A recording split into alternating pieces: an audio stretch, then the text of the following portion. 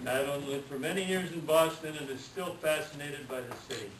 Today she will share a bit of Boston's colorful history. The story may seem incredible, but every word of it is the absolute truth. Wow.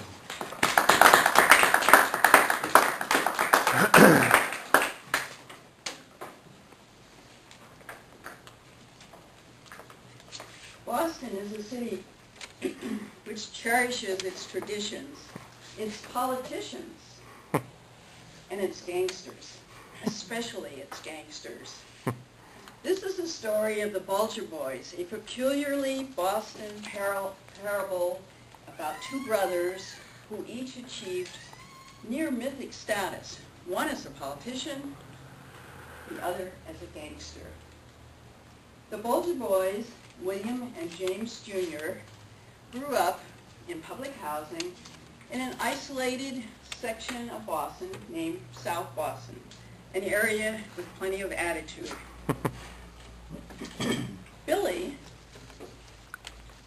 William, who was named Billy, nicknamed Billy, was a studious boy. He excelled in school and he loved to read.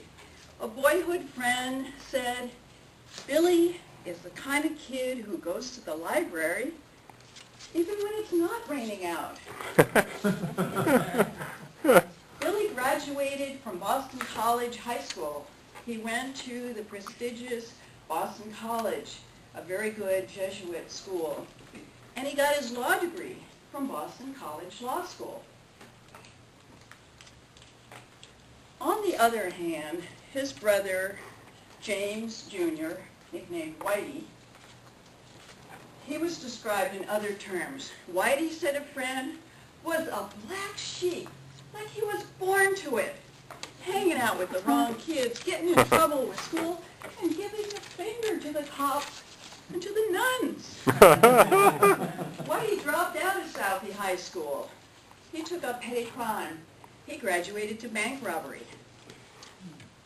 Whitey's alma mater was Alcatraz, from which he was released early under bizarre circumstances.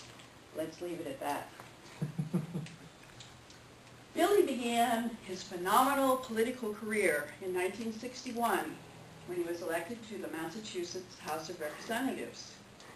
In 1971, he was elected to the state Senate. And 7 years later, he became president of the Massachusetts State Senate. He held that role for a number of years, and he was renowned for three qualities: a towering intellect, an extremely sharp wit, and very adroit use of power. Billy Bulger was the patron saint of patronage, and he controlled every facet of state politics, from the passage of legislation to the allocation of space in the State House. And God help you, if you cross Billy Bulger, you would find yourself relegated so fast to a tiny little space in the basement of the State House, right next to the boiler room. While Billy was building his power base under the golden dome of the Massachusetts State House, his brother was also building a business. Whitey and an associate, Stephen Fleming, nicknamed the Rifleman, were building up the Winter Hill Gang. Its specialties were extortion, gambling, loan sharking, money laundering, bookmaking, horse race fixing, and drugs. All extremely lucrative lines of business. And during this time, part of the reason the Winter Hill Gang did so well is that Whitey Bulger and Stephen Fleming were leading double lives. They were informants to the FBI.